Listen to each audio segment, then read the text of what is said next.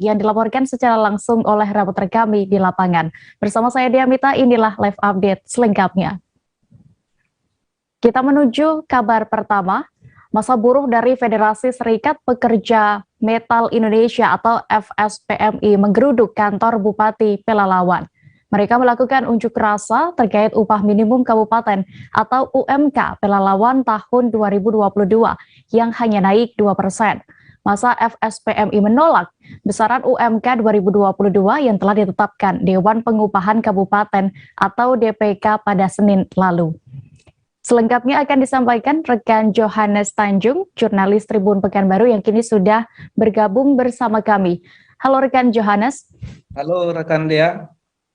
Ya, bisa Anda informasikan berdasarkan pantauan Anda bagaimana jalannya aksi unjuk rasa para buruh ini? Apa saja keluhan yang mereka sampaikan saat itu? Baik rekan Dea dan semua Tribuners dimanapun berada, masa dari Forum Federasi Serikat Pekerja Metal Indonesia menggeruduk kantor Bupati Kabupaten Pelalawan pada hari Kamis lalu, sekitar pagi hari. Puluhan massa datang pada pagi hari dan langsung disambut oleh para petugas keamanan baik dari personil Polres Pelalawan, Polsek, Pangkalan Kerinci, dan juga Satpol PP. Secara umum, massa atau perjalanan demonstrasi berlangsung cukup aman dan lancar karena setelah massa tiba di kantor Bupati langsung diajak berdialog oleh petugas keamanan. Sehingga kemudian mereka diarahkan ke ruang auditorium lantai 3 kantor Bupati untuk melakukan dialog bersama Bupati Pelalawan dan Kapolres Pelalawan.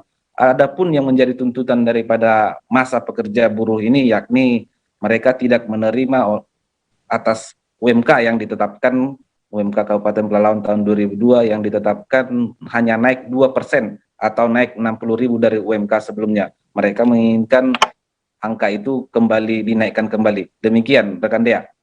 Iya, lalu berdasarkan informasi yang sudah Anda dapatkan, berapa keinginan mereka UMK tahun 2022 ini naik? Baik, masa FSMPI ini meminta kenaikan UMK sekitar 7% atau 200.000 lebih jika dirupiahkan. Karena pada tahun lalu UMK hanya bersekitar 3.002.000 rupiah lebih dan dinaikkan hanya dengan 3.062.000. Hal itu dinilai kurang layak bagi buruh atau pekerja di Kabupaten Pelalawan, khususnya bagi pekerja di sektor perkebunan. Sama-sama diketahui Provinsi Riau dan juga Kabupaten Pelalawan merupakan sektor perkebunan yang cukup luas. Hal ini yang memicu massa melakukan unjuk rasa. Bahkan jika dikaji-kaji perharinya kenaikan itu hanya Rp2.000 per hari. Bahkan mereka juga mengatakan hanya untuk membayar toilet saja tidak cukup. Makanya harus diminta untuk kenaikan kembali. Demikian rekan Dea. Iya, lalu rekan Johannes, bagaimana respon Bupati Pelalawan sendiri menanggapi aksi unjuk rasa dan juga permintaan massa ini? Baik rekan Dea, dalam proses dialog yang dilakukan di ruang auditorium lantai 3 kantor Bupati, baik itu dihadiri oleh Bupati Pelalawan Haji Jukri dan didampingi Kapolres Pelalawan serta beberapa pejabat dari Disnaker Kabupaten Pelalawan, dialog cukup berjalan cukup alot karena memang saat ini UMK yang tahun 2022 yang telah ditetapkan sudah berproses ke pemerintah Provinsi Riau. Bahkan rekomendasi PMK sudah sampai ke meja gubernur untuk meminta persetujuan. Alhasil tuntutan daripada pekerja itu tidak bisa lagi diakomodir karena memang pada saat penetapan UMK dalam Dewan Pengupahan Kabupaten ada perwakilan serikat pekerja yang menyetujui besaran UMK itu. Alhasil memang tidak diterima lagi aspirasi daripada pekerja ini. Demikian rekan Dea. Baik, terima kasih rekan Johannes Tanjung untuk laporan Anda langsung dari Kabupaten Pelalawan, Provinsi Riau. Selamat bertugas kembali. Kita bergeser ke Kepulauan Riau, Tribuners. Sebuah kapal kargo dari Natuna telah mengalami kandas dan tenggelam di sekitar perairan Kepulauan Seribu. Hal tersebut disampaikan oleh Kepala Kantor Pencarian dan Pertolongan atau KPP Natuna, Maxianus B. Kabel. Kapal yang kandas dan tenggelam itu bernama Sumber Cahaya, diketahui milik seorang pengusaha di Natuna, NATO. Detail informasinya akan disampaikan oleh wartawan Tribun Batam.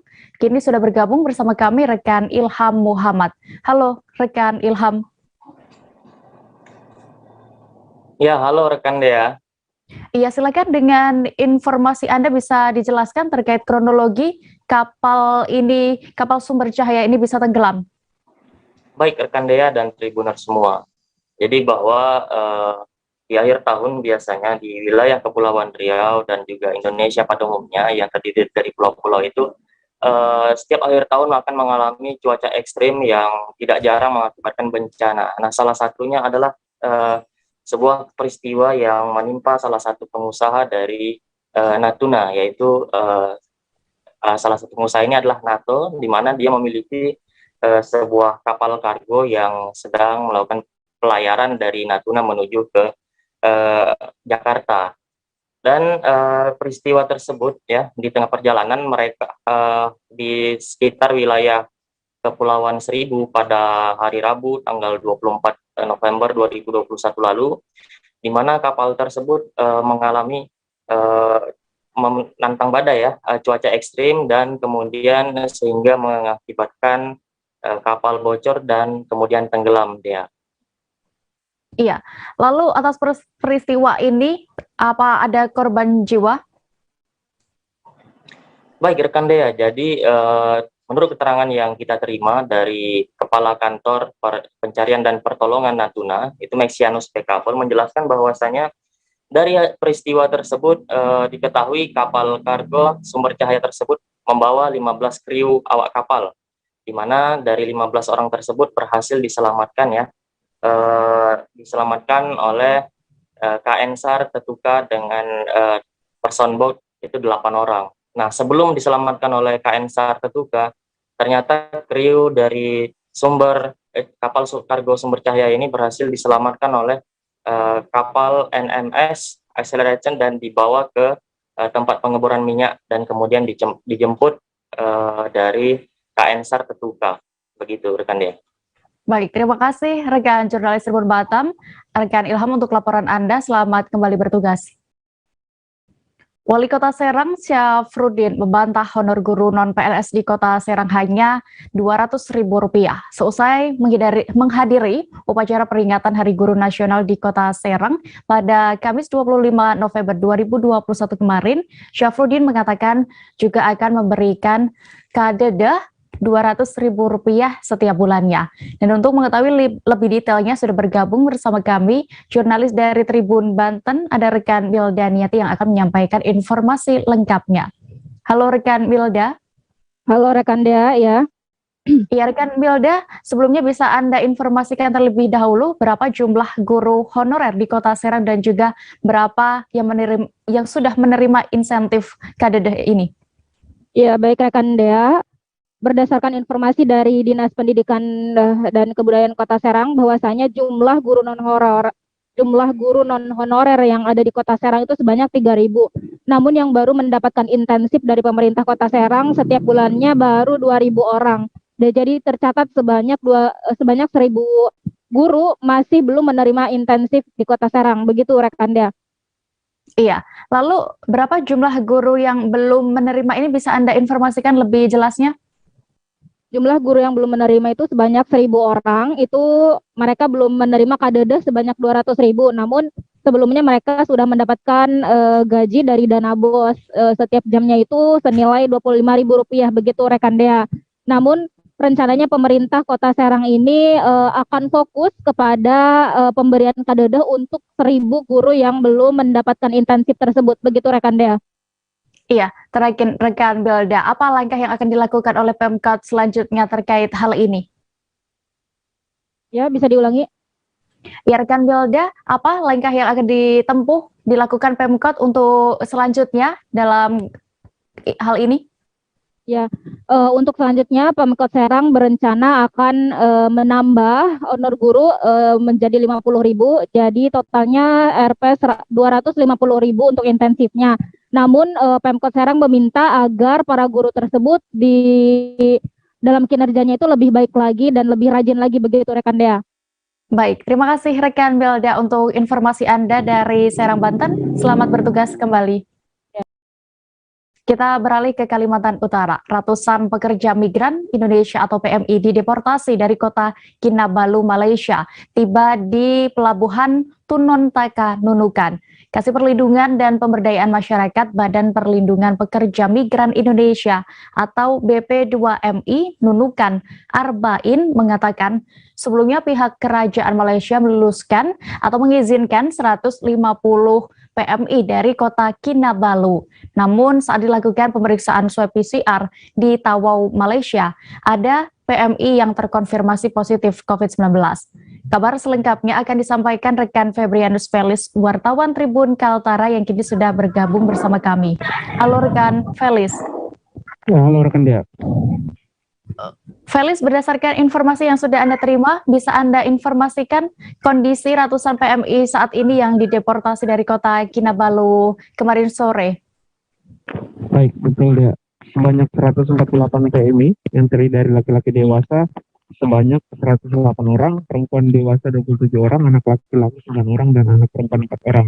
Dan dari keterangan Kasih Perlindungan dan Pemberdayaan Masyarakat BP2M Nunukan Arbain mengatakan bahwa dari 148 PMI itu sebagian besar mengalami sakit, dan sebagian besar sakit yang mereka derita adalah penyakit gatal-gatal pada kulit yang diduga memang terjangkit pada saat mereka menjalani masa tahanan di Rumah Merah atau penjara Malaysia. Dan sebagian juga mengalami stroke, dan ada juga yang memang tidak bisa jalan sama sekali. Dari keterangan Arbain sendiri, terhadap mereka yang mengalami sakit tersebut akan dilakukan rujukan awal ke puskesmas untuk diperiksa, dan apabila memang harus dirujuk ke rumah sakit akan dilakukan. Dan sebagian besar juga rata-rata yang terkena stroke memiliki keluarga di Kabupaten Nunukan sehingga dilakukan perawatan langsung oleh keluarga mereka. Begitu rekan dia. Ya, lalu bisa Anda informasikan juga terkait hasil swab PCR mereka yang sudah keluar ini, dan informasinya tadi sempat saya sebutkan juga ada PMI yang terindikasi terkonfirmasi COVID-19. Betul ya. Jadi dari 104 sebelumnya ada sebanyak 150 PMI yang diluluskan dari kerajaan Malaysia untuk dideportasi ke Indonesia. Namun dari 150 itu 2 diantaranya dinyatakan positif COVID-19 pada saat melakukan swab PCR di Tawau, Malaysia.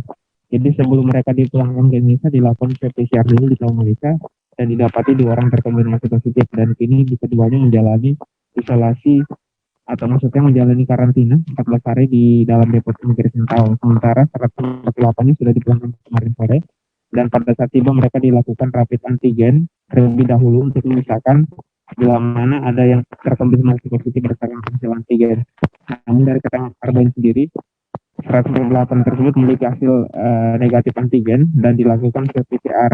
Semuanya swab PCR sampai saat ini belum keluar sama sekali, dan dari Arbain sendiri mengatakan bahwa kemungkinan hasil PCR paling lambat akan diketahui besok pagi.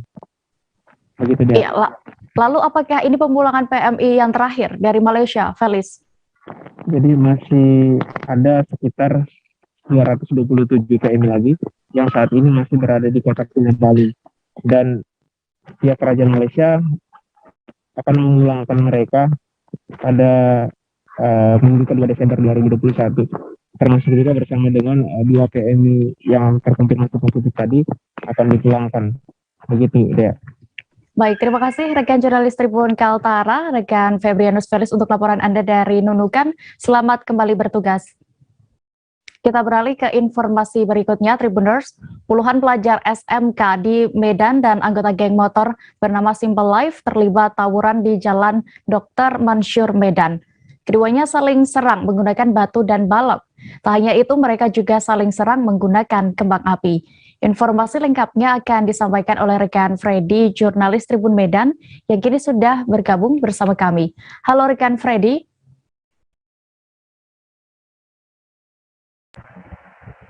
Ya, halo. Rekan Freddy, bisa Anda informasikan, ceritakan kepada kami bagaimana kronologi tawuran geng motor dan juga pelajar SMK di Medan ini? Ya, baik Dea dan juga pemirsa. Jadi tawuran antara pelajar dan juga geng motor itu bermula ketika para pelajar itu mendapat informasi bahwa sekolah mereka SMK Negeri 8 itu akan diserang oleh puluhan geng motor yang sebelumnya juga sudah berkeliling di sekitar sekolah mereka. Jadi pada saat itu juga mereka yang menerima informasi bahwa sekolahnya akan diserang oleh anggota geng motor itu langsung menghadang para geng motor yang melintas di sekitar sekolah itu, sehingga terjadi baku hantam antara geng motor dan para pelajar itu dia begitu. Lalu adakah korban jiwa dalam insiden tawuran ini? Iya, jadi Dea dan juga pemirsa, dalam peristiwa tersebut satu anggota geng motor itu menjadi bulan-bulanan para pelajar hingga babak belur dan dilarikan ke rumah sakit Bayangkara Medan untuk mendapat perawatan lebih lanjut. Nah, satu anggota geng motor yang luka-luka itu gagal melarikan diri ketika diserang oleh para pelajar itu. Ketika ia berkendara, ia terjatuh sehingga ditangkap oleh pelajar dan akhirnya diamankan juga oleh warga dan juga polisi pada saat itu. Iya, rekan Freddy, berarti pihak kepolisian juga langsung turun ya untuk mengurai tawuran ini. Lantas adakah berapa orang yang diamankan dalam insiden tawuran ini? Ya, jadi ada 11 anggota geng motor yang diamankan Polsek Medan Baru malam itu.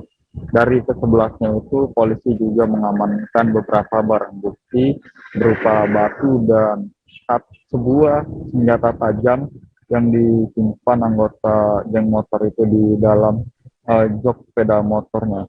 Nah, usia mereka itu adalah usia masih remaja dan mereka rupanya juga masih pelajar sekolah SMA begitu dia, sehingga polisi juga telah memulangkan mereka ke rumahnya masing-masing setelah orang tua dan guru membuat perjanjian dan kesepakatan bahwa anak-anak mereka tidak akan mengulangi perbuatannya begitu dia. Baik, terima kasih rekan Freddy untuk laporan Anda dari Medan. Selamat kembali bertugas. Tribuners, kami akan jeda sejenak, tetaplah di Live Update. Oke, apa kabar Bang Arif di sini untuk strateginya? Kalau saya sendiri di Jumit 37 ini yang semalam baru mulai, Apa yang saya dirasakan udah Kak Fernita? Sebenarnya aku nggak ngerasa itu penangkapan atau penggerebegan atau apapun itu, karena gini loh, posisinya aku Kriteria. Jadi kita mengenal disebut dengan stroke yang tidak berdarah dengan stroke yang berdarah. Stroke yang tidak berdarah itu biasanya ditandai dengan adanya penyumbatan. Kalau itu penyumbatan di sini mungkin pikirnya tidak ke situ kali ya, tapi kalau di Korea atau di Kamboja itu ada beberapa paper yang saya itu mas, ya dulunya tukang koran. Oh gitu ya. Tukang koran. Ya, saya baca itu Pak. Tuh kan pernah baca kan? Ya. Jadi kalau saya jadi tanggal itu udah bersyukur banget. Si anak ini dijadikan sebagai tersangka begitu. Ya, kalau ini kita bicara yang di luar kasus Sibolombo ya. Dengan nama hujan shower, di mana terdapat batas jelas antara daerah hujan dan tidak hujan yang biasanya terjadi pada fase awal mature stage atau tahap berbahaya itu Kang. Jadi mulai artinya terjadinya perlembekan. Nah itu untuk penetrasi akan sulit gitu ya.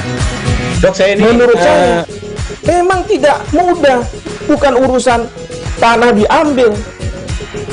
Kalau misalnya Amerika Serikat sekarang, Rasulullah mengatakan dalam sebuah hadis bahwa berpuasa di 6 hari Syawal itu. Oke, apa kabar Bang Arif di sini untuk strateginya? Kalau saya sendiri di Jumit 37 ini yang semalam baru mulai, Apa yang saya dirasakan udah Kak Fernita? Sebenarnya aku nggak ngerasa itu penangkapan atau penggerebegan atau apapun itu, karena gini loh, posisinya aku Kriteria. Jadi kita mengenal disebut dengan stroke yang tidak berdarah dengan stroke yang berdarah. Stroke yang tidak berdarah itu biasanya ditandai dengan adanya penyumbatan. kalau itu penyumbatan di sini mungkin pikirnya tidak ke situ kali ya, tapi kalau di Korea atau di Kamboja itu ada beberapa paper yang saya itu mas, ya dulunya tukang koran. Oh gitu ya. Tukang koran. Ya, saya baca itu Pak. Tuh kan pernah baca kan? Ya. Jadi kalau saya jadi tanggal itu udah bersyukur banget. si anak ini dijadikan sebagai tersangka begitu. Ya, kalau ini kita bicara yang di luar kasus Sibolombo ya. Dengan nama hujan shower, di mana terdapat batas jelas antara daerah hujan dan tidak hujan yang biasanya terjadi pada fase awal mature stage atau tahap Berbahaya dewasa. itu Kang. Jadi mulai artinya terjadinya perlembekan. Nah, itu untuk penetrasi akan sulit gitu ya. Dok, saya ini menurut saya memang tidak mudah, bukan urusan tanah diambil. Kalau misalnya Amerika Serikat sekarang, Rasulullah mengatakan dalam sebuah hadis bahwa berpuasa di 6 hari Syawal itu. Oke, apa kabar Bang Arif di sini untuk strateginya? Kalau saya sendiri di Jumit 37 ini yang semalam baru mulai, Apa yang saya dirasakan udah pas. Kopernita? Sebenarnya aku nggak ngerasa itu penangkapan atau penggerbegan atau apapun itu, karena gini loh, posisinya aku lagi Kriteria. main. Jadi kita mengenal disebut dengan stroke yang tidak berdarah dengan stroke yang berdarah. Stroke yang tidak berdarah itu biasanya ditandai dengan adanya penyumbatan. Kalau itu terjadi di sini mungkin pikirnya tidak ke situ kali ya, tapi kalau di Korea atau di Kamboja itu ada beberapa paper yang Saya itu mas, ya dulunya tukang koran. Oh gitu ya. Tukang koran. Ya saya baca ya Pak. Tuh kan pernah baca kan? Terima kasih Anda masih menyaksikan live update. Kita menuju ke kabar berikutnya dari Provinsi Lampung. Tim Reserse Kriminal Polsek Teluk Betung Selatan membekuk 2 tersangka spesialis pencurian AC. Keduanya menjadi target polisi atas laporan pencurian AC di SMA Negeri 8, Kota Bandar Lampung. Dalam pencurian tersebut, 2 tersangka diketahui berbagi peran. Informasi lengkapnya akan disampaikan oleh rekan Joviter Husin, wartawan Tribun Lampung yang kini sudah terhubung bersama kami. Halo rekan Joviter. Halo Dea. Joviter, bisa Anda informasikan kepada kami bagaimana kronologi penangkapan 2 tersangka spesialis pencurian AC ini? Ya, penangkapan 2 tersangka spesialis pencurian AC ini dilakukan oleh tim opsional Polsek Teluk Betung Selatan berawal dari laporan korban yaitu pihak sekolah SMA 8 Bandar Lampung. Adapun kedua tersangka ini berhasil membawa 1 unit AC outdoor atau yang berada di luar ruangan sekolah. Iya, informasi yang didapat tadi sempat saya sebutkan juga bahwa kedua tersangka ini berbagi peran dalam melancarkan aksinya. Bisa Anda informasikan, jelaskan? Ya, dari keterangan Kapolsek Teluk Betung Selatan, Kompol Hari Budianto mengatakan bahwa kedua tersangka berbagi peran di mana Ridwan berperan untuk sebagai eksekutor yang masuk ke area sekolah dengan menggunakan linggis dan mempreteli komponen AC yang ada di sekolah. Selanjutnya kedua tersangka membawa AC outdoor ini dibawa menggunakan sepeda motor untuk kemudian dijual ke penadah. Demikian deh ya. Ya, apakah ada informasi juga Joviter penadah mana yang biasanya mereka tersangka ini menjual hasil curian mereka ini, dan lalu apakah polisi juga masih melakukan pendalaman kasus ini? Ya, dari pengakuan kedua tersangka ini mereka baru 1 kali melakukan, namun dari hasil pengembangan diketahui sudah ada beberapa TKP lain yang dilakukan oleh kedua tersangka. Untuk hasil curian sendiri dijual secara per item atau sudah dibongkar ke pengepul barang rongsokan. Saat ini kepolisian masih mendalami apakah ada TKP lain atau korban lain yang juga menjadi korban oleh kedua komplotan ini. Demikian deh ya. Baik, Tribuners, terkait kasus ini, rekan Joviter juga sudah melakukan wawancara bersama Kompol Hari Budianto selaku Kapolsek Teluk Betung Selatan. Berikut kami tampilkan keterangan lengkapnya.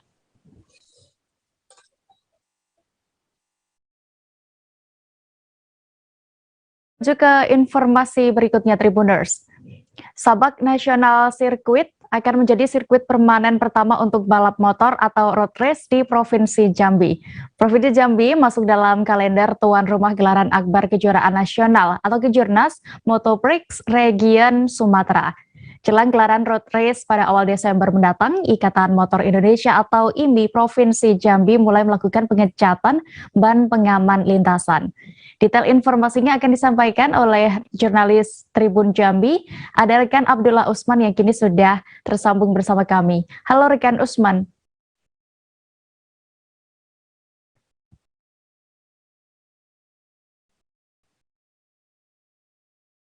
Halo rekan Usman.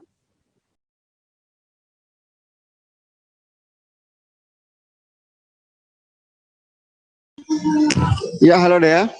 Ya, rekan Usman terkait ini ya persiapan menjelang final Piala Presiden Road Race Regional Sumatera ini, bagaimana bisa Anda laporkan terkait kondisi di sirkuit saat ini, bagaimana persiapannya dan juga kapan sebenarnya gelaran ini dilaksanakan? Baik Dea, baiklah Tribuners dimanapun Anda berada, dapat saya sampaikan bahwa Kabupaten Tanjung Jabung Timur, Provinsi Jambi dalam awal bulan Desember mendatang akan menggelar event nasional, yaitu final Piala Presiden untuk Road Race Regional Sumatera, di mana dijadwalkan akan digelar pada tanggal 4 dan 5 Desember mendatang.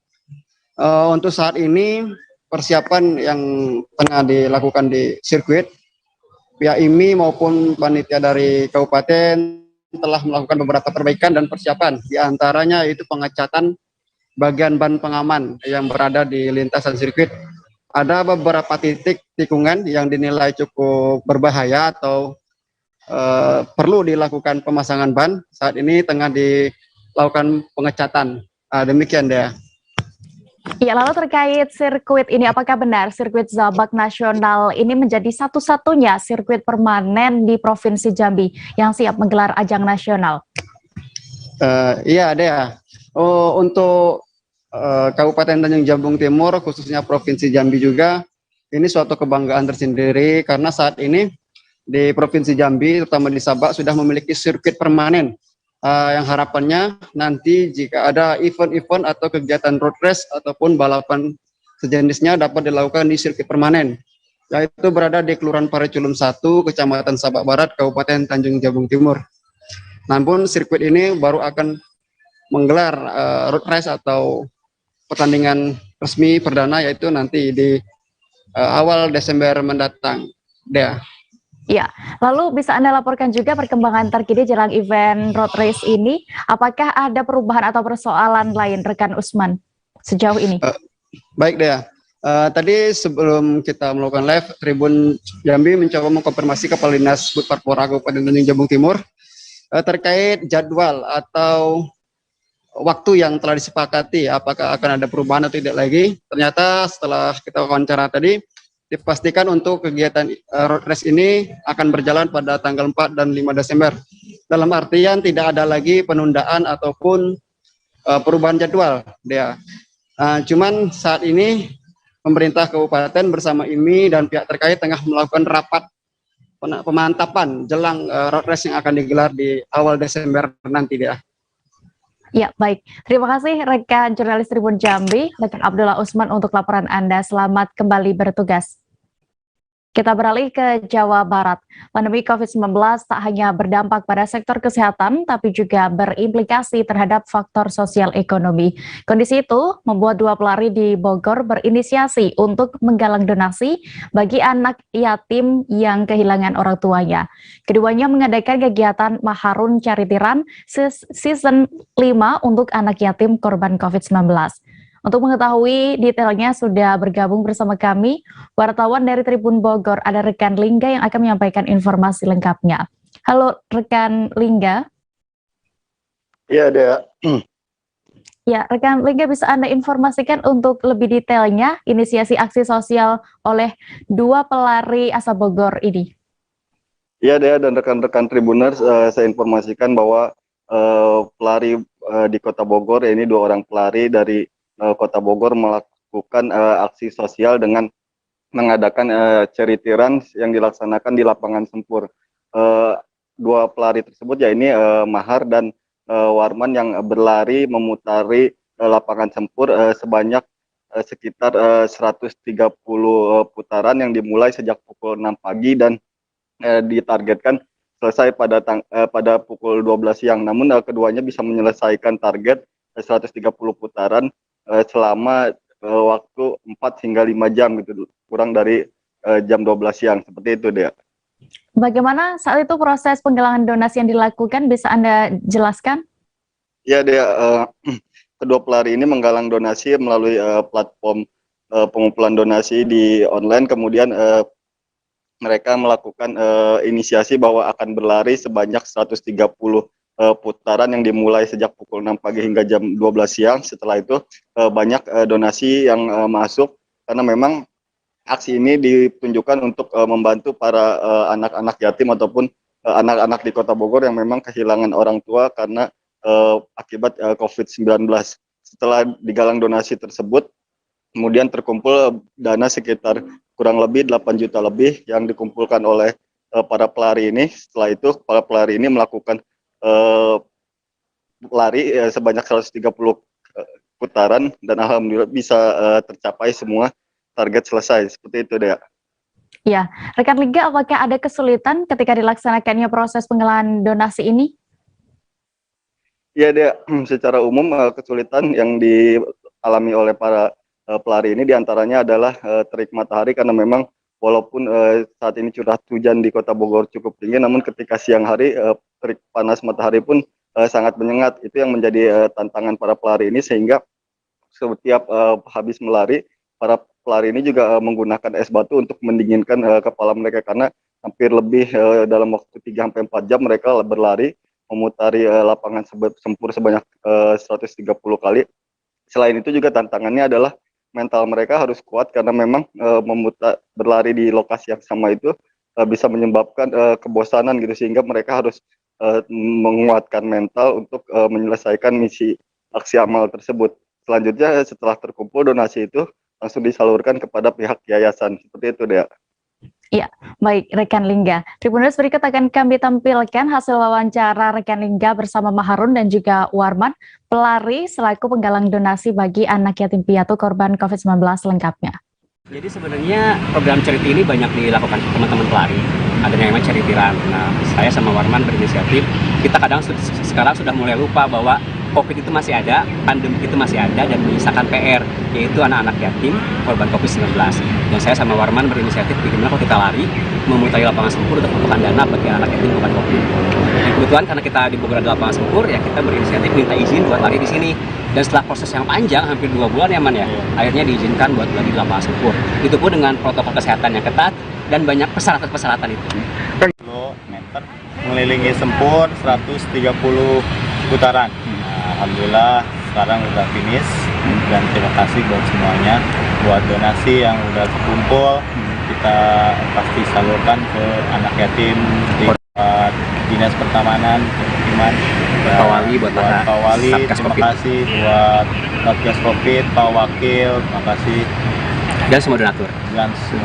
Tadi mulai jam 6 startnya, dan memang harus selesai jam 12 karena kita dikasih waktu sampai jam 12 siang, jadi harus selesai jam 12 siang. Berarti non-stop tadi ya? Ya, tadi non-stop lari 5, kalau Warman lebih kenceng 4 jam 30 ya? 4 jam 20, saya 5 jam, saya lebih lambat larinya. Tapi selama 4 jam 30 itu lari terus. Upah minimum kota atau UMK Manado tahun 2022 mendatang akan naik. Hal ini seperti disampaikan Kepala Dinas Ketenagakerjaan Kota Manado, Donald Supit. Menurut Kadis, 2 tahun berjalan ini UMK Manado sebesar Rp3.377.265.000. Kabar selengkapnya akan disampaikan rekan Vistel Mukuan, jurnalis Tribun Manado yang kini sudah terhubung bersama kami. Halo rekan Vistel. Ya, halo rekan Dea. Ya, rekan Vistel, bisa Anda informasikan lebih detailnya berapa UMK Kota Manado sekarang, dan apakah angka UMK Kota Manado ini sama dengan Provinsi Sulut? Ya, makasih Dea. Untuk UMK Kota Manado saat ini 2 tahun terakhir ini berjumlah 3.377. Jadi lebih 67.000, karena saat ini upah minimum Provinsi Sulawesi Utara hanya 3.310.000, dan UMK Kota Manado ada 3.377. Dan sebagaimana informasi yang kami rangkum dari Kepala Dinas Ketenagakerjaan Kota Manado, sudah direkomendasikan bahwa pada tahun 2022 akan dinaikkan lagi kurang lebih 17.000. Jadi dari 3.377 akan menjadi 3.394 untuk tahun 2020 mendatang. Demikian rekan Dea. Ya, seperti apa memang rekomendasinya sehingga tahun 2020 mendatang akan dinaikkan untuk UMK Kota Manado ini? Ya, Disnaker dengan Dewan Pengupahan sudah membahas bersama pemerintah Kota Manado dan hal itu diterima baik oleh pemerintah Kota Manado dan sudah direkomendasikan oleh Wali Kota Kota Manado Bapak Andre Angu dan tinggal akan diberikan kepada pemerintah provinsi Gubernur Sulawesi Utara Bapak Oli Dondo Kambe dan tinggal menunggu penetapannya untuk UMK 2022 mendatang. Demikian dia. Ya, rekan Kristel, apakah ada pesan dari Kadis kepada para pengusaha terkait kenaikan UMK tahun 2022 mendatang? Iya, Kadis berpesan kepada para pengusaha yang memiliki banyak karyawan agar mengikuti UMK yang sudah akan ditetapkan oleh pemerintah 2022 mendatang. Meskipun Kadis menyampaikan bahwa saat ini Kota Manado khususnya masih di tengah pandemi, tapi dia berharap agar pengusaha tetap bertahan dan tetap mengikuti UMK dari pemerintah Kota Manado. Demikian dia. Baik, Tribuners, berikut akan kami tampilkan hasil wawancara rekan Kristel bersama Kepala Dinas Ketenagakerjaan Kota Manado, Donald Supit selengkapnya. Besaran upah minimum kota lebih tinggi dari upah minimum provinsi. Iya. Karena aturannya seperti itu. Kalau tahun depan berubah atau masih sama dengan tahun depan? Upah minimum kota Manado yang diusulkan untuk tahun depan sudah dibahas oleh Dewan Pengupahan Kota Manado berdasarkan formula yang diatur dalam Peraturan Pemerintah Nomor 36 Tahun 2021 mengalami kenaikan. Sebanyak 2 ekor elang jenis bondol terbang bebas di langit HKM Seberang Bersatu Desa Juru Seberang, Kecamatan Tanjung Pandan, Kabupaten Belitung. 2 elang tersebut dilepas liarkan oleh Balai Konservasi Sumber Daya Alam Sumatera Selatan atau BKSDA Sumsel bersama berbagai pihak. Selengkapnya akan disampaikan wartawan Pos Belitung, ada rekan Adelina Nurmalitasari yang kini sudah terhubung bersama kami. Halo rekan Adel. Halo Dea. Iya, bisa Anda jelaskan terkait hal ini lebih lanjut ya, pelepas liaran elang bondol ini? Baik, Dea dan Tribuners, bisa saya informasikan bahwa elang bondol ini merupakan satwa langka yang dilindungi negara karena sudah berada di ambang kepunahan. Dan 2 elang bondol ini dilepas liarkan oleh Balai Konservasi Sumber Daya Alam Sumatera Selatan atau BKSDA Sumsel bersama sejumlah pihak terkait termasuk Bupati Belitung dan Yayasan Alobi. Momen pelepas liaran ini ditandai dengan pelepasan tali yang membuka kandang kayu yang di dalamnya terdapat 2 elang bondol yang sedang bertengger. Beberapa saat kemudian, satu persatu elang yang memiliki nama Latin Haliastur indus ini pun terbang bebas. Dan kegiatan pelepas liaran ini menjadi agenda rutin BKSDA Sumsel sebagai dukungan terhadap program Kementerian Lingkungan Hidup dan Kehutanan dalam rangka melestarikan satwa liar milik negara. Selain juga merupakan rangkaian dari Hari Cinta Puspa dan Satwa Nasional. Demikian Dea. Ya, rekan Adel, lalu sebelum dilepas liarkan ini, dari mana asal elang bondol ini, Adel? Ya, Dea. Spesies elang bondol yang merupakan burung pemangsa ini berasal dari serahan masyarakat di Kota Palembang dan diangkut ke Pusat Penyelamatan Satwa Alobi pada tahun 2019 sebagai titipan negara untuk kemudian dirawat sesuai dengan peraturan perundang-undangan yang berlaku. Dan sebelum dilepas liarkan, elang bondol tersebut telah melalui proses rehabilitasi di Pusat Penyelamatan Satwa Alobi. Dan sebelumnya kedua elang tersebut juga telah dinyatakan sehat untuk selanjutnya bisa dilepas liarkan.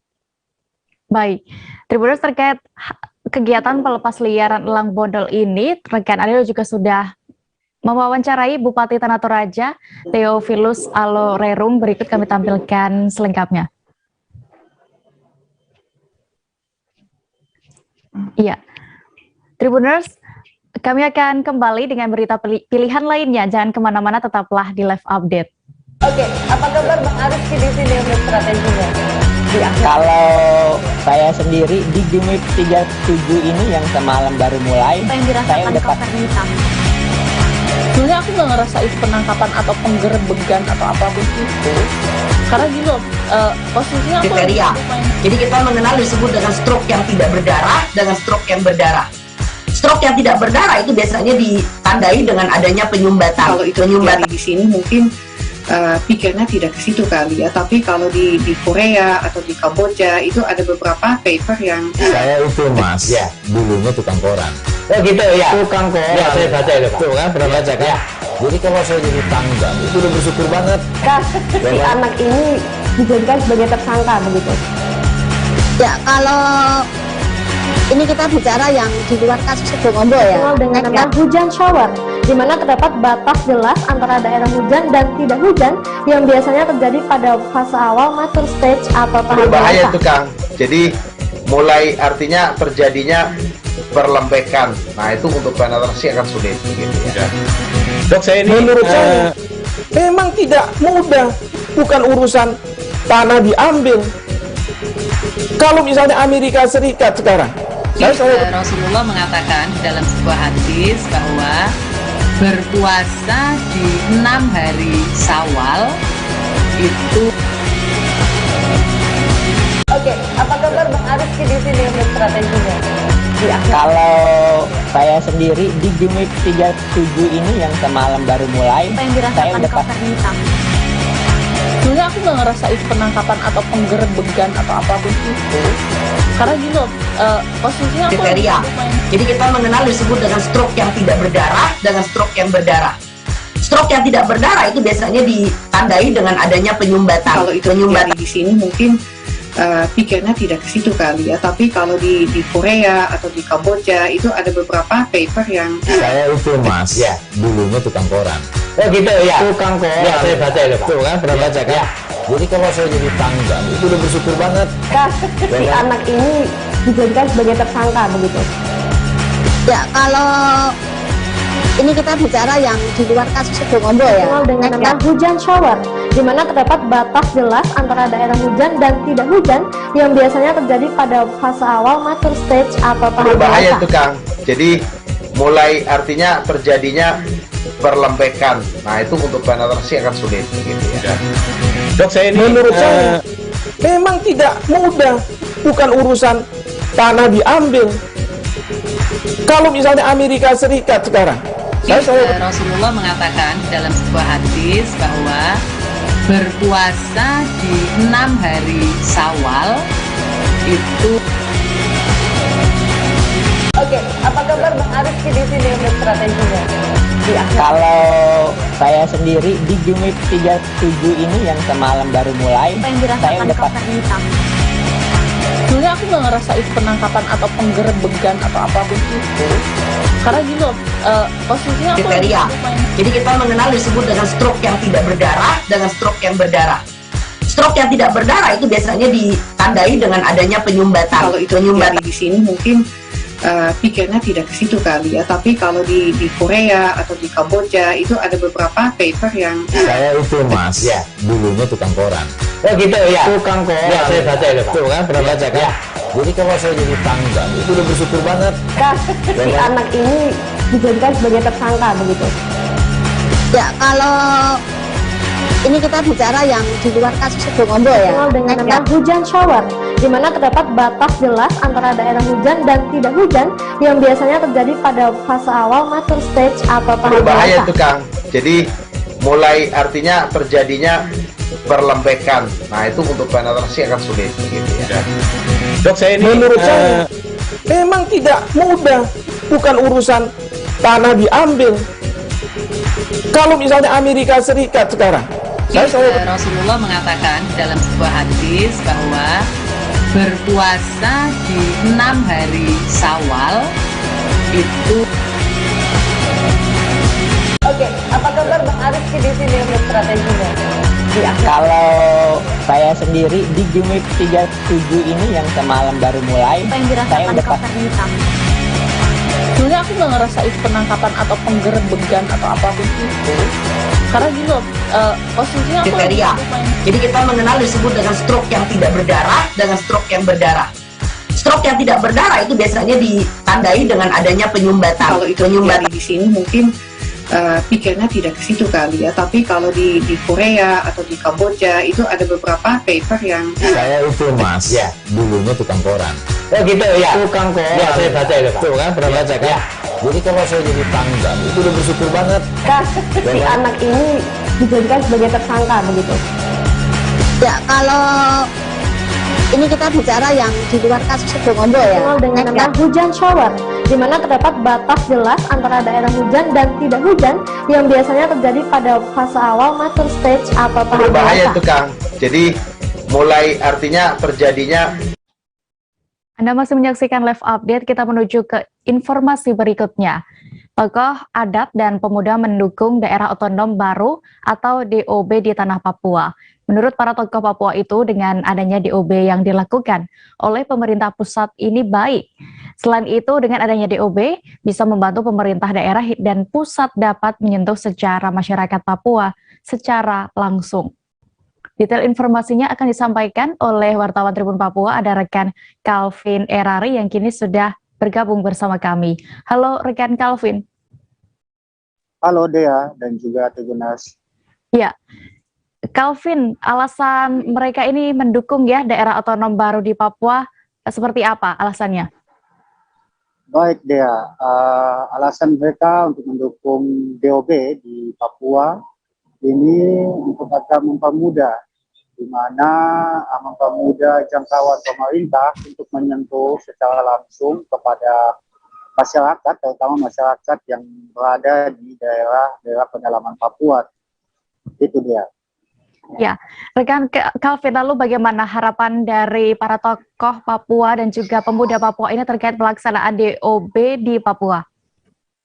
Baik Dea, terkait harapan mereka sendiri untuk agar kedepannya masyarakat Papua kiranya bisa dapat mendukung perencanaan pemerintah pusat terkait pembentukan DOB ini sendiri di Papua, agar pelaksanaan DOB ini sendiri bisa tetap berlangsung dengan aman dan juga baik. Demikian, Dea.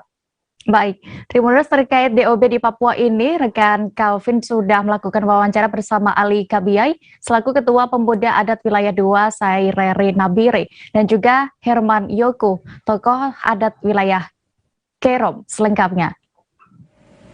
Saya punya permintaan hanya satu kepada Bapak Presiden pada saat itu. Bapak, Papua itu harus dibagi. Karena kita rawan dengan rentang pembangunan di daerah. Kenapa? Harus daerah yang kita harus pecahkan untuk dimekarkan hingga daerah itu bisa terjadi wilayah-wilayah yang bisa dijangkau untuk pengamanan. Tapi kalau kita tidak bisa mekarkan satu daerah, maka terjadi penumpukan kewenangan yang tidak jelas di situ. Akhirnya terjadi keributan. Akhirnya dijawab Pak Bapak Presiden. Jadi ada opsi yang ditawar dari UGM, FISIP sudah ketemu saya, Uncen FISIP sudah ketemu saya, dan saya sudah kasih solusi. Untuk Irian Jaya Barat itu sudah masuk dalam impres. Dalam hal ini saya mendukung proses pembentukan daerah otonomi baru yang sudah dicanangkan oleh pemerintah pusat. Karena bagi kami, bagi saya, DOB sangat penting untuk memperkecil rentang kendali pemerintahan, sehingga rakyat di daerah-daerah terpencil juga bisa langsung merasakan dampak dari pelayanan pemerintah. Kita beralih ke informasi berikutnya. Salah satu komoditas bahan pangan pokok, yakni minyak goreng, mengalami kenaikan harga hingga 50% dari rata-rata. Kenaikan harga minyak goreng ini juga dirasakan di wilayah Sumatera Selatan. Keluhan dari masyarakat mulai terdengar, baik dari penjual maupun konsumen.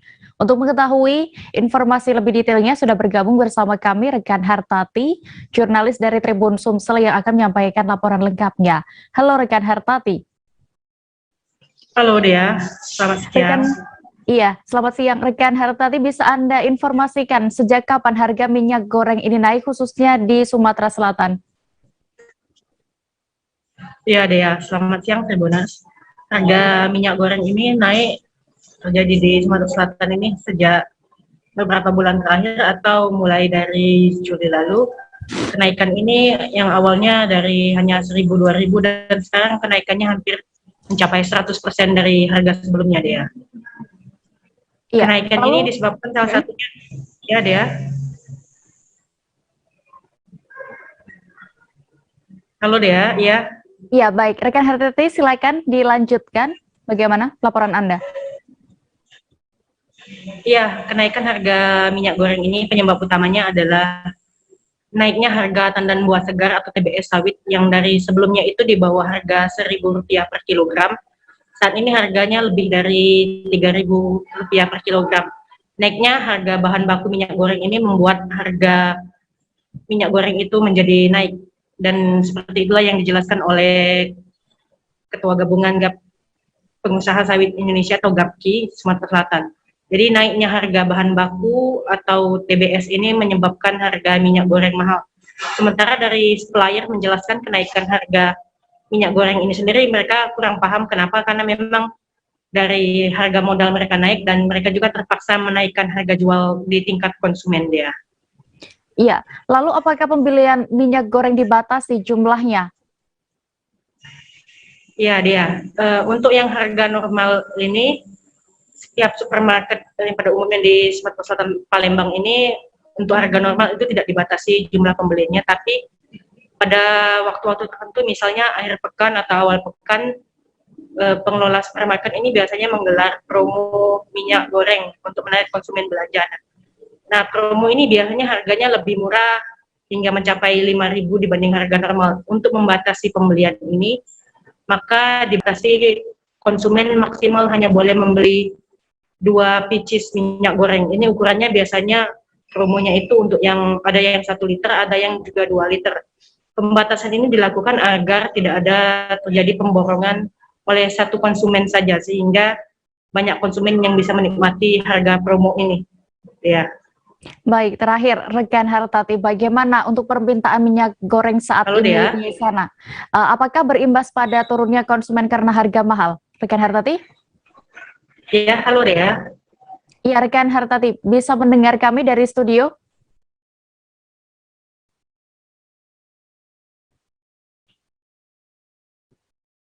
Halo? Iya. Ya, Tribuners, kita tadi juga rekan Hertati sudah melakukan wawancara bersama Lucy selaku konsumen dan juga Suryono selaku asisten store manager JM Lemabang. Berikut kami tampilkan selengkapnya. Kalau kenaikan ini berdasarkan dari suppliernya, jadi kita itu juga naik dari sana naik. Pak, promo apa yang kita sediakan untuk menarik minat konsumen tetap belanja minyak goreng walaupun harganya naik, Pak? Selama ini program yang sudah berjalan, itu setiap pembelanjaan 50.000, konsumen bisa menebus murah minyak tropikal yang 1 liter, yang 2 liter, yang botol ya. Iya. Harganya dari 38 menjadi 28.500. Tapi sekarang programnya sih sudah habis 2 hari yang lalu, baru ganti kan. Karena setiap 2 minggu atau 1 minggu programnya kita berganti program. Dikurangin lah, mahalian minyaknya, jadi dihemat-hematin lah. Dihemat Bu ya. Iya, pemasukan saya itulah, pengeluaran nambah banyak, nambah mahal galau kan, bahan sembako, minyak sayur ini, waduh pening parah. Bu, jadi lebih banyak ngerebus itu kukus atau cak manu? Ya pun, kayak ikan kan, pindang, biasa kalau digoreng kan, jadi lebih hemat. Kita menuju Sumatera Barat, Tribuners. Badan Nasional Penanggulangan Bencana atau BNPB menggelar lomba pasang tenda dan dapur umum maksud kami di lapangan Imam Bonjol, Kota Padang. Kegiatan ini diikuti oleh kabupaten dan kota yang ada di Sumatera Barat. Namun ada satu tim dari Provinsi Riau. Selengkapnya akan disampaikan jurnalis Tribun Padang, ada rekan Rezi Aswar yang kini sudah bergabung bersama kami dengan informasi lengkapnya. Halo rekan Rezi. Halo. Ya Rezi, bisa Anda jelaskan kapan dan di mana diadakannya perlombaan pemasangan tenda dan juga pengelolaan dapur umum ini? Bisa Anda jelaskan lebih detailnya? Iya, ini adalah perlombaan yang diadakan oleh Badan Nasional Penanggulangan Bencana atau BNPB, di mana perlombaan ini digelar kemarin, tepatnya Kamis tanggal 25 November 2021, di mana perlombaan digelar di lapangan Imam Bonjol, Kota Padang, Sumatera Barat, di mana diikuti oleh petugas BPBD yang ada di Sumatera Barat. Lomba ini pun terdiri dari 2 kategori, di mana ada pemasangan tenda dan lomba pengelolaan dapur umum, di mana pemasangan tenda, kecepatan, kerapian para petugas dinilai, dan juga terkait lomba pengelolaan dapur umum dinilai kecepatan dalam memasak pada hari itu juga, dan dinilai kriteria masakannya seperti apa gitu. Ya. Iya, lalu apakah seluruh BPBD ya, berarti ya pihak BPBD dari kabupaten dan kota di Sumatera Barat ini seluruhnya ikut, Rezi? Iya, ada satu badan penanggulang bencana daerah, satu tim yang tidak ikut dalam kegiatan ini atau perlombaan ini, di mana BPBD tersebut berasal dari Kepulauan Mentawai, di mana tidak mengikuti kegiatan ini, dan kegiatan ini hanya diikuti oleh 18 perwakilan tim dari BPBD setiap daerah di Sumatera Barat. Iya, lalu sudah ada informasikah hasil siapa yang keluar sebagai juara dalam perlombaan ini, dan rekan Rezi, apa sebenarnya tujuan dari diadakannya perlombaan ini? Iya, pertama ya terkait tujuan diadakan lomba sendiri, yaitu gimana caranya petugas BPBD melakukan penanggulangan atau siap siaga dalam penanggulangan bencana yang akan terjadi ke depannya atau yang kita tidak ketahui, di mana petugas BPBD diharapkan dengan cepat bisa membangun atau mendirikan tenda penanggulangan atau tenda darurat bagi pengungsi atau di saat terjadinya bencana seperti banjir, longsor, dan lainnya, begitu deh. Dan terkait penyediaan SDM atau makanan, bahan pangan untuk masyarakat yang mengungsi, gitu. Dan terkait siapa yang muncul sebagai juara dalam perlombaan ini, untuk pemasangan tenda sendiri, juara 1 didapatkan oleh BPBD dari Kabupaten Tanah Datar, dan juara 2 dari Padang Pariaman, dan ketiga dari Kota Padang sendiri. Sedangkan untuk lomba pengelolaan dapur umum lapangan, juara 1-nya berasal dari Kabupaten Sijunjung, dan juara 2 dari Kabupaten Solok Selatan, dan juara 3 dari Kabupaten Pesisir Selatan. Iya, baik Tribuners, terkait kegiatan ini rekan Rezi juga sudah melakukan wawancara bersama PLT Deputi Peralatan dan Logistik BNPB Harben Syah. Berikut kami tampilkan keterangan lengkapnya untuk Anda. Di Bengkulu juga, ya kan? Itu pesertanya. Itu seluruh daerah di Sumbar ikut hari ini, Pak? Ikut ya. Ikut ya, Pak. Hanya satu Mentawai ya. Mentawai yang tidak ikut. Mentawai. Ya, kenapa tenda yang kita lompatkan itu? Ya, ini kan kecepatan pengungsinya, ya, termasuk dapur umum lapangan. Kan nanti kalau bencana-bencana itu kan banyak terdampak, ya. Itu salah satunya bagaimana kecepatan mereka memberikan pelayanan kepada para pengungsi, ya.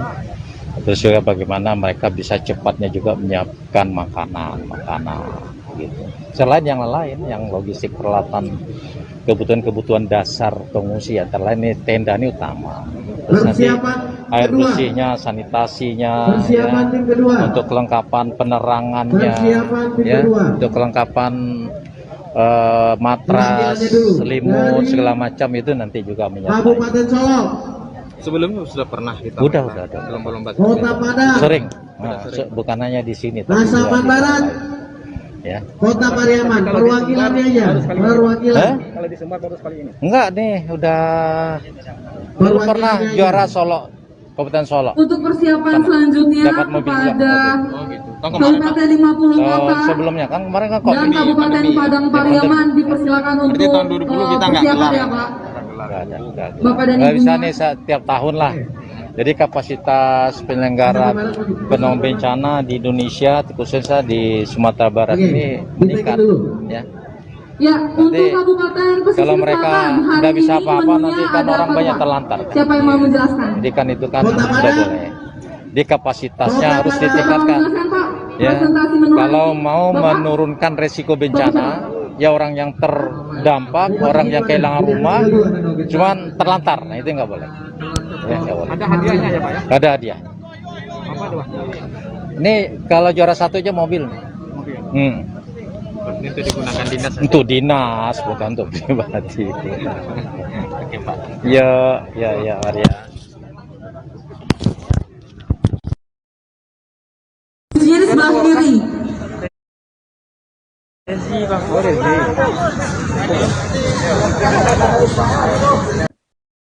Tribuners, informasi tadi sekaligus menutup perjumpaan kita dalam live update siang ini. Dan lantaran masih di tengah pandemi, kami tidak lelahnya kembali mengingatkan Anda untuk selalu menerapkan protokol kesehatan dimanapun berada. Dan jangan lupa Tribuners untuk saksikan live update selanjutnya pukul 4 sore di seluruh kanal YouTube Tribun Network. Saya Diamita beserta kru yang bertugas pamit. Terima kasih dan sampai jumpa.